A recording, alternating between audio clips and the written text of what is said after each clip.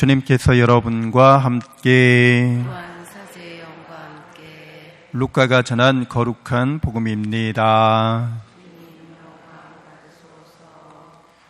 바로 그때 어떤 사람들이 와서 빌라도가 갈릴레아 사람들을 죽여 그들이 바치려던 제물을 피로 물들게 한 일을 예수님께 알렸다. 그러자 예수님께서 그들에게 이르셨다. 너희는 그 갈릴레아 사람들이 그러한 변을 당하였다고 해서 다른 모든 갈릴레아 사람보다 더 큰 죄인이라고 생각하느냐? 아니다. 내가 너희에게 말한다. 너희도 회개하지 않으면 모두 그처럼 멸망할 것이다. 또 실로암에 있던 탑이 무너짐에서 깔려 죽은 그 18사람, 너희는 그들이 예루살렘에 사는 다른 모든 사람보다 더 큰 잘못을 하였다고 생각하느냐? 아니다. 내가 너희에게 말한다.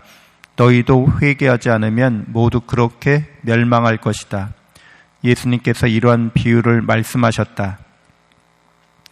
어떤 사람이 자기 포도밭에 무화과 나무 한 그루를 심어 놓았다. 그리고 나중에 가서 그 나무에 열매가 달렸나 하고 찾아보지만 하나도 찾지 못하였다. 그래서 포도 재배인에게 일렀다. 보게 내가 3년째 와서 이 무화과 나무에 열매가 달렸나 하고 찾아보지만 하나도 찾지 못하네. 그러니 이것을 잘라버리게 땅만 버릴 이유가 없지 않은가. 그러자 포도 재배인이 그에게 대답하였다. 주인님, 이 나무를 올해만 그냥 두시지요. 그동안에 제가 그 둘레를 파서 거름을 주겠습니다. 그러면 내년에는 열매를 맺겠지요. 그러지 않으면 잘라버리십시오. 주님의 말씀입니다. 그리스도님 찬미합니다. 참 예수님, 하느님의 복동이 고맙습니다. 고맙습니다. 네, 오늘 주님께서 회개하지 않으면 너희도 그처럼 멸망할 것이다 라고 말씀해 주십니다. 이것은 모든 사람들에게 하시는 말씀이죠. 그래서 회개한다고 하는 것에 대해서 구체적으로 우리는 구약에 등장하는 오늘 제1독서의 모세에게 집중해서 그것을 풀어보고자 합니다. 모세는 잘 아시다시피 히브리 사람이었죠. 이스라엘 사람입니다. 그런데 그가 이제 이집트의 왕궁의 공주의 양자로 들어가게 되죠. 그래서 그는 이중 국적자가 됩니다. 이중 민족성을 가질 수 있는 거죠.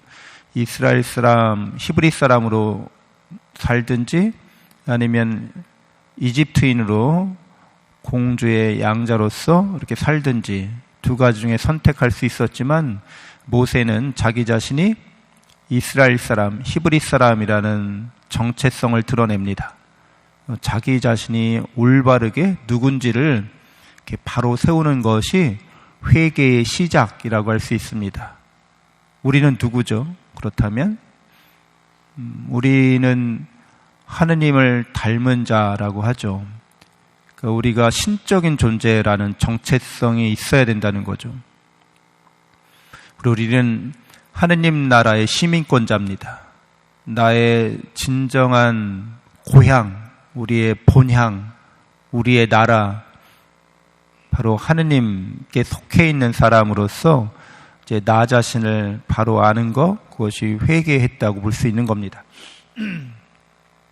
그러니까 나를 말할 수 있는 이 세상의 모든 것들이 진정 나 자신을 말해주는가? 라고 질문했을 때 이렇게 하느님을 닮은 나로서 끊임없이 이제 하느님을 닮아가는 존재로서 그리고 하느님의 사랑과 은총을 이미 충만히 받은 존재로서 그렇게 자기 자신을 바로 아는 것이 이제 회개의 시작이 되겠고, 그리고 이런 회개의 시작은 곧 모세가 이제 오늘 일독서에 나오는 것처럼 하느님의 이름을 물어봅니다. 곧 하느님이 어떤 분이신지를 알게 된다는 거죠. 회개하는 사람은 이제 하느님이 바로 야훼 하느님이심을 압니다.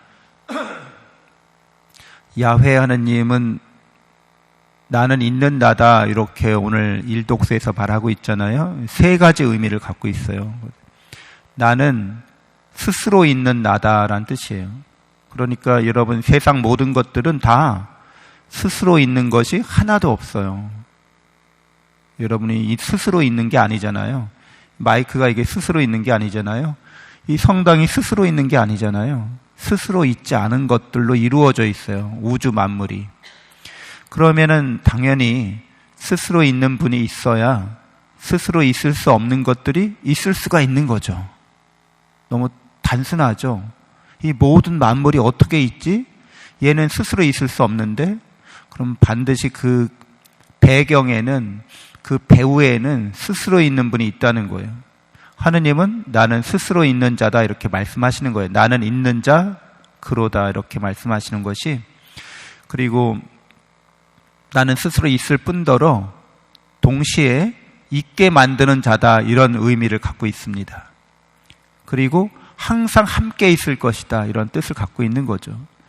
그러니까 하느님이 어떤 분이시냐면 이렇게 사랑으로 세상을 창조하시고 사랑으로 늘 우리와 함께 있는 사랑 그 자체이신 분인 거죠. 그 하느님을 올바로 알게 되는 겁니다. 그 하느님을 우리가 닮은 거죠. 그래서 우리가 끊임없이 하느님을 닮아가는 것은 끊임없이 사랑으로 우리가 더 깊이 하느님께 가까이 나아가는 존재라고 말할 수 있습니다. 세 번째로는 이제 그래서 하느님의 일을 하는 거죠.